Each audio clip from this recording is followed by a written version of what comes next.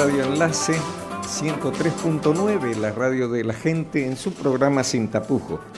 Tal como lo anunciamos temprano, estoy con el licenciado Gary Rodríguez, perdón, iba a decir otro apellido, Gary Rodríguez, el gerente del Instituto Boliviano de Comercio Exterior. Buenos días, licenciado. Muy buenos días, Juan Miguel. Muy agradecido por la invitación. Un saludo cordial a la audiencia de este programa.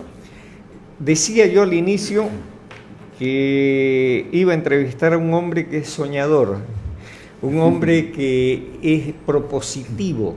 En todo lo que escribe, siempre un mensaje de esperanza para que nos acomodemos como podemos de la mejor manera. Y entre esos usted cree en una Bolivia posible, en una Bolivia productora, en una Bolivia... A ver, descríbanos más esa Bolivia. Bueno, yo creo que todo sueño implica una aspiración que se puede realizar si es que hay trabajo, hay convicción de por medio. Y no dejo de soñar y nunca lo dejaré de hacer con una Bolivia digna y soberana, como hemos escuchado, como nos dicen los políticos, pero para llegar a ser esa Bolivia digna y soberana tenemos que construir una Bolivia productiva y exportadora. El tiempo nos está dando la razón, Juan Miguel. En el año 2006, un equipo de consultores, de profesionales de primer nivel, redactó una propuesta de 400 páginas que titulamos Visión Bolivia Productiva y Exportadora. Lo entregamos en Sucre, en la Biblioteca y Archivo Nacionales de la República. ¿A quién? A los asambleístas, a los constituyentes. Fue la primera contribución que hizo la sociedad civil, en este caso el Instituto Boliviano de Comercio Exterior, que llegamos con una tonelada, literal, una tonelada de libros, llevamos 1000 libros, hablando de este sueño. Y decía que el tiempo nos ha dado la razón, porque si hoy día, por ejemplo, tenemos una relativa escasez de dólares, es porque algo no hicimos bien durante todos estos años. Estamos hablando que la nueva Constitución se aprobó, se echó a andar en el año 2009, ¿no es cierto? Desde entonces hasta ahora ya son 15 años. ¿Se han hecho cosas buenas? Sí. Que ver con recursos naturales, con su industrialización, tenía que ver con la sostenibilidad, con el medio ambiente, tenía que ver con el conocimiento, con el sector agrícola, con el sector forestal, maderero, de lo que siempre hemos hablado y de lo que hay muchas pruebas fehacientes de que funciona cuando se hacen bien las cosas. Entonces decía de que más de repente por la necesidad que por la convicción, porque la ideología a veces está por medio y entorpece la toma de buenas decisiones, al país no le queda otra. Ya pasó con el caso de los biocombustibles. Posterior a este estudio, en el año 2008, CAINCO e IPSE entregamos otro estudio de 400 páginas, titulamos Biocombustibles Sostenibles en Bolivia. Y de entrada nomás decíamos de que no había un desacople entre producir más alimentos y producir biocombustibles, que era en ese entonces la gran disyuntiva, ¿no? Usted se debe acordar que decían no vamos a dar de comer a la chatarra, ¿ah? Cuando nosotros decíamos si se produce más materias primas energéticas en el agro, no solamente que se va a generar más ingresos, que va a aumentar la demanda de alimentos, ¿no? Sino que la forma como nosotros proponíamos iba a significar un aumento de la producción de alimentos. Eso hicimos en el 2008. Y en el 2018 se aprobó, 10 años después, la Ley de Aditivos Vegetales, sobre la base de la cual se está produciendo bioetanol y estamos sustituyendo en parte unos 150 millones de dólares más o menos anualmente la importación de gasolina. Y tenemos un gran espacio de sustitución todavía, y lo propio con el caso del biodiesel, que todavía no se ha empezado a producir. Otro tanto pasa con la biotecnología. Imagínense, ya el gobierno, hemos escuchado al propio presidente hace unos meses atrás, hace unos 2-3 meses atrás, decir, vamos a apostar por la biotecnología para garantizar la seguridad alimentaria. Bueno, el mundo está produciendo biotecnología de forma legal, de forma abierta, hace 27 años, ¿no? O sea que nos atrasamos un poco en tomar las decisiones, pero como dice el adagio, más vale tarde que nunca. Y yo acuñé una frase: nunca es tarde para cambiar para bien, a no ser que ya sea demasiado tarde. Yo creo que todavía no es demasiado tarde para cambiar.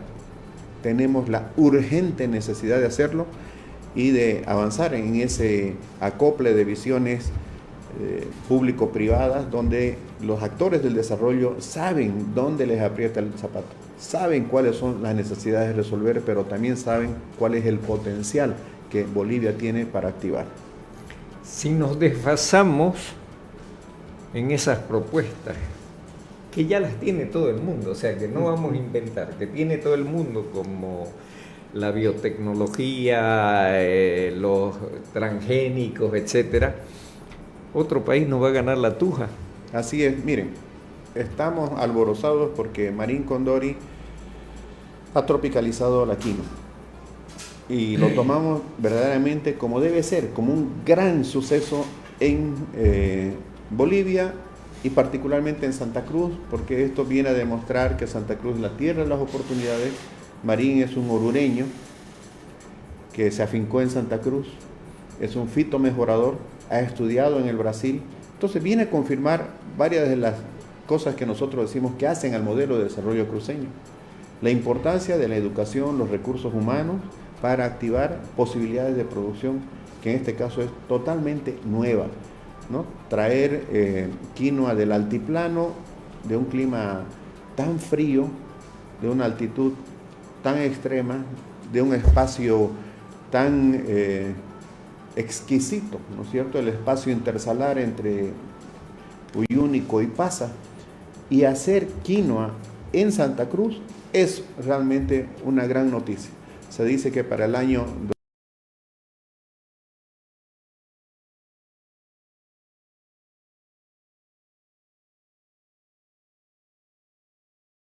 endoroso en el campo de los servicios, corredor interoceánico ferroviario, corredor interoceánico carretero, corredor interoceánico multimodal, ¿no? Ferroviario, rodoviario, fluvial con la hidrovía, hub aéreo, corredor aéreo. Pero, ¿qué estamos haciendo? Todo lo contrario. Y resulta que nos rasgamos las vestiduras cuando Chile, Argentina, Paraguay y Brasil construyen un corredor entre el Pacífico y el Atlántico y nos hacen el bypass a nosotros. Entonces, ¿qué estamos cosechando, Juan Miguel?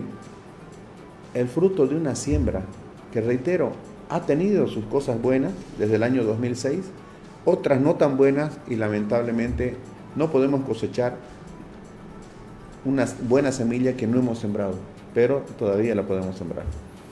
Se nos acabó los combustibles, como usted dice, gas, petróleo, se nos está acabando.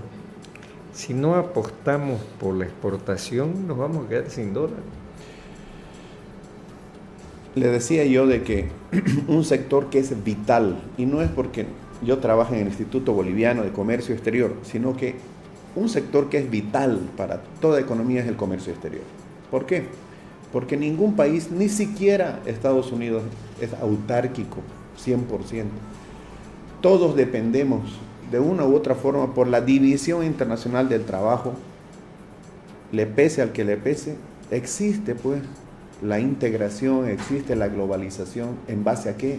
A la competencia, a la competitividad, en base a la productividad, en base a la especialización, en base al conocimiento, que hace que unos países, por ejemplo, si tienen recursos naturales, puedan industrializarlo de manera eficiente y convertirse en exportadores de alimentos, por dar millones de dólares.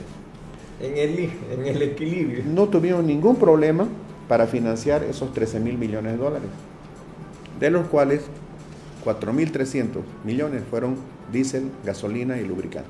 ¿Okay? Si usted suma los 13.600 más los 13.000 millones de exportación más importación, estamos hablando que 26.600 millones de dólares ponderado sobre una economía total de unos 43.000 millones de dólares, estamos hablando del 60%. O sea, ese es el grado de apertura, ese es el grado de influencia que tiene tanto la exportación para traer divisas como la importación para traer mercadería, para traer servicios, para traer conocimiento. ¿Cómo se pagan las importaciones? Con las divisas que se logran por la exportación. Ahora, ¿qué pasa si en algún momento la importación es menor que la exportación? Empezamos a perder dólares. Nos está pasando esto en el sector de servicios, cabalmente. La balanza comercial en lo que respecta al intercambio de servicios con el mundo es negativa. Y hemos estado teniendo unos 3 años últimos de superávit, luego de 5 años de consecutivos déficits, desde el 2015 al 2019. Eso restó nuestras reservas internacionales netas. Entonces, si nosotros no vamos a promover de manera sostenida y sostenible un país exportador, ¿cómo vamos a financiar las importaciones? El 85% del total de las compras externas que hacemos tienen que ver con combustible, bienes de capital, tecnología, maquinaria, insumos que necesitamos para la industria, para la agricultura y equipos de transporte. No producimos prácticamente nada de eso. Entonces lo tenemos que importar y lo tenemos que pagar. ¿Con qué? Con la exportación. Entonces, ¿qué tenemos que hacer? Promover la exportación. Ahora, si hay problemas con el sector hidrocarburífero, porque ha faltado más exploración, no es que no tengamos gas, no es que no tengamos petróleo, lo que no tenemos es suficientes procesos de exploración para descubrir lo que hay, con toda seguridad que tenemos gas y petróleo en los diferentes territorios del país, pero hay que descubrirlo. En el caso de los minerales, están cayendo. ¿Por qué? Porque el mundo está entrando en recesión, los precios están bajando. Pero hay un sector que es el no tradicional, donde principalmente brillan los alimentos. El mundo, Juan Miguel, nos ha demostrado que se puede detener. Durante la pandemia se detuvo el turismo, se detuvo la industria, la minería, el sector de hidrocarburos, construcción, todo se detuvo. Pero 2 sectores no se detuvieron. El sector que tenía que ver con la medicina y el sector que tiene que ver con la alimentación. ¿Por qué? Porque hace a la vida misma. Entonces, si eso es así, y el mundo está creciendo en cantidad de gente, la apuesta por la producción de alimentos es totalmente segura. Adivine quién es el primer exportador de alimentos en el mundo. ¿Qué país? Se va a caer de espaldas. Es que realmente hay mitos que nos hacen tanto daño. Cuando se habla de valor agregado, todo el mundo piensa inmediatamente en una computadora, un vehículo, lo más sofisticado, ¿verdad? Está bien, hay que aspirar a eso. Pero no por eso vamos a renunciar a una exportación que es renovable, sostenible en el tiempo, pero además que puede ser creciente. El primer exportador de alimentos en el mundo se llama Estados Unidos de América. El segundo es Brasil. Y después viene Canadá, Ucrania es el cuarto. Principalmente de cereales, de grano. Oigan, creo que Estados Unidos es la primera potencia económica mundial y no se sonroja ni se pone a llorar porque es un exportador de alimentos. Todo lo contrario. Pero allá, alta mecanización, riego, en caso que lo permita el cultivo, biotecnología, carreteras. Juan Miguel, yo me he quedado verdaderamente pasmado de ver cómo la carretera con asfalto llega hasta los lugares de producción, hasta la casa del productor llegan las carreteras en Estados Unidos. Qué interesante. ¿Quién lo hace eso? Lo hacen pues los estados federales lo hacen las instituciones del Estado o dan las condiciones para que lo haga el sector privado. Eso tiene que ver con competitividad, tiene que ver con productividad, tiene que ver con oportunidad. Pero la pregunta es, ¿por qué nosotros no podemos hacer lo mismo? ¿Por qué no podemos soñar con hacer lo que otros están haciendo bien, si va a ser por nuestro beneficio?